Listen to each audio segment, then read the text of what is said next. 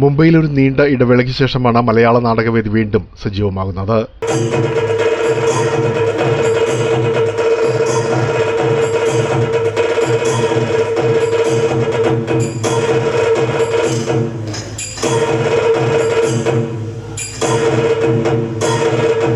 സാരഥി theatres അവതരിപ്പിച്ച കുട്ടിച്ചത്രൻ എന്ന നാടകം കയ്യടി നേടുമ്പോൾ കഥാപാത്രങ്ങളെ അവതരിപ്പിച്ച ഭൂരിഭാഗം പേരും പുതുമുഖങ്ങളായിരുന്നുവെന്നതും മലയാള നാടകവേദിക്ക് പുത്തനുണർവാകും. ഇനി അധികാരം ഏറ്റെടുക്കേണ്ടത് ഞാനാ. ആട്യസവർണരുടെ അധികാര നിയമങ്ങൾ പാലിക്കാൻ എനിക്ക് ആകാത്തതുകൊണ്ട്, മനുസ്മൃതിയിലെ നിയമങ്ങളെ തെറിപ്പാട്ടിലോളം വെറുക്കുന്നത് കൊണ്ട് ഭരിക്കാൻ ഈ ശാസ്ത്രപ്പൻ തയ്യാറല്ല. പ്രശസ്ത ചലച്ചിത്ര താരങ്ങളായ സന്തോഷ് കീഴാറ്റൂർ, വിനയ് ഫോർട്ട്, സന്തോഷ് കൃഷ്ണ തുടങ്ങിയവർ മുഖ്യാതിഥികളായി നാടകം കാണാനെത്തി. സ്കൂൾ ലെവലിലുള്ള പ്ലേസ് കഴിഞ്ഞിട്ട് ഞാൻ 5 വർഷം ലോകധർമ്മി എന്ന് പറയുന്ന തിയേറ്റർ ഗ്രൂപ്പിന് വേണ്ടിയിട്ട് ഞാൻ എൻ്റെ ഗ്രാജുവേഷൻ ടൈം പോലെ തിയേറ്ററിൽ വളരെ ആക്റ്റീവായിട്ട് ചെയ്യുമായിരുന്നു.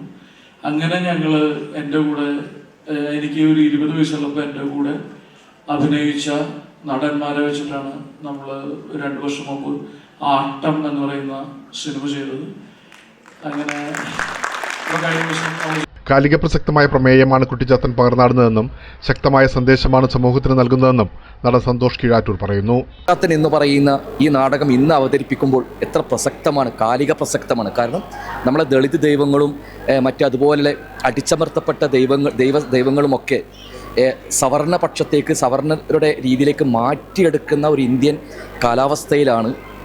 അല്ലെങ്കിൽ അടുത്ത ജന്മത്തിലെങ്കിലും പൂണൂലിട്ട ബ്രാഹ്മണനാകണം എന്ന് പറയുന്ന ഒരു കേന്ദ്രമന്ത്രിയടക്കമുള്ളൊരു നാട്ടിലാണ് കുട്ടിച്ചാത്തൻ എന്ന് പറയുന്നത്. പൂണൂല് പൊട്ടിച്ചെറിഞ്ഞുകൊണ്ട് ഏറ്റവും അധസ്ഥിത വർഗത്തിൻ്റെ കൂടെയാണ്, മനുഷ്യപക്ഷത്ത് നിൽക്കേണ്ടവരാണ് നമ്മളെല്ലാം എന്ന് പറയുന്നത് ശക്തമായി. അത് എത്ര സാധാരണക്കാർക്ക് വേണ്ടിയാണ് സാരഥിയുടെ നാടകങ്ങളെന്ന് പ്രധാന കഥാപാത്രത്തെ അവസ്മരണീയമാക്കിയ സന്തോഷ് കുമാർ പറഞ്ഞു. നമ്മളെപ്പോഴും ഒരു നാടകം സെലക്ട് ചെയ്യുന്നത് സാധാരണ ജനങ്ങൾക്ക് വേണ്ടിയാണ്, അവർക്ക് ഇഷ്ടമാവുന്ന പ്രമേയമായിരിക്കണം. നിറഞ്ഞ സദസ്സിൽ അരങ്ങേറിയ നാടകത്തിന് മികച്ച പ്രതികരണങ്ങളാണ് ലഭിക്കുന്നത്. അധസ്ഥിത വർഗത്തിനുമുണ്ട് ഇത്തിരി അപകർഷതാബോധം. അത് മാറണം.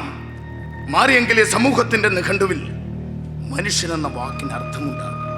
കണ്ടില്ലേ എന്റെ കളിക്കൂട്ടുകാരിയുടെ ഒളിച്ചോട്ടം, എന്റെ പ്രപഞ്ചനാഥ.